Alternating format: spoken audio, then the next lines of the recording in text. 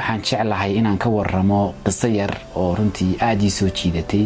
aan ka maqlayna dadka xigmadda u saaxiibka ah. maalin maalmaha ka mid ah baa arday dhigta dugsiyada hoose ama kindergarten-ka waxa loo yaqaano ama uuladaba ayaa arday baa u yimi macallin marka fasalkii baa la fadhiyay marka macallinkii baa su'aal weydiinaya oo fasalka sida caadada ah wuxuu ku yiri markaa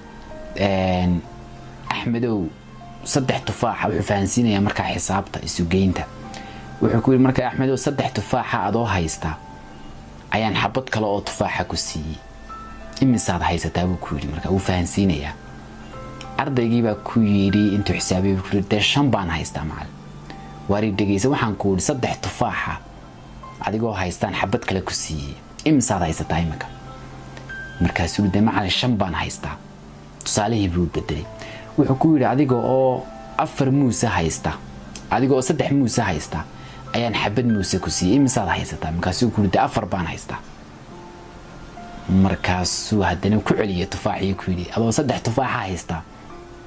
baan ku siiyay hal tufaax imisaad haysataa 5 marka tufaaxana 5 buu yiraahdaa marka muuskana 4 buu yiraahdaa macallinkii marka ardaygii ku xanaaqayo maagayo ma garanaysaa fasalkii ku hor bahdilay ardaygii dabadeed ardaygii baa ku soo noqday gurigiisii marka hooyadii baa ku tiri ka waran maanta iskuulka sidee buu ahaa markaasuu ku yiri hooyo macallinkii baa weydiiyay maanta 3 tufaax marka loo geeyo hal tufaax waa imisa markaasaan ku lahaa waa 5 markaasuu ku tiri maxaad u lahayd waa 5 markaasuu yiri hooyo saaka subaxdii waadiga xabad tufaaxa ay siisay marka xabadii tufaaxeedii siisay iyo 4 macallinkaan isu geenayo 5taasaan haystay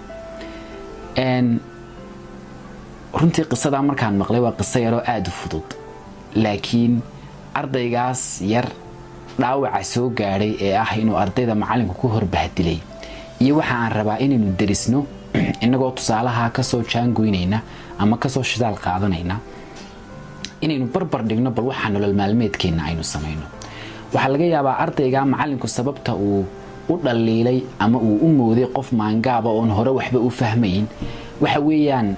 ardaygaanu su'aalin sababta marka muuskana uu leeyahay 4 marka tufaaxana uu leeyahay 5 muu warsanba macallinku mabuu oranba maxaad san u leedahay ila uu sheegi lahaa sida uu hooyadiiba uu sheegay marka waxaan ka wadaa waxa weeyaan nolosheena waxa marar badan nolosheena waxa dhacda tuhunnaca inkaasa oo qof inta aynu mar wax su'aalno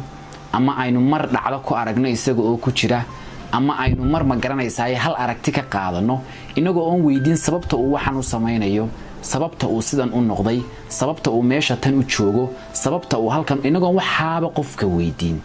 ayaa badiyaa aynu kula kufnaa maagis aynu kula kufnaa dhaleecayn iyo dhaliil qaano badiyaa ku xayndaab faallada iyo ma garanaysaa qofka marka aad sheegayso laakiin ha isku wada qaadin qofka birha ku goynin oo harin qofkaas waa qof wanaagsan ama waa qof xun adigoo uga shidaal qaadanaya ma garanaysaa waxa aad judhaasi ka aaminsan tahay taas aynu isku boorinaynaa la fahanayna aynu ku boorinaynaa aad baa ugu mahadsantihiin barnaamijkeena maanta intaas uu inagu ekaan doonaa salaamu alaykum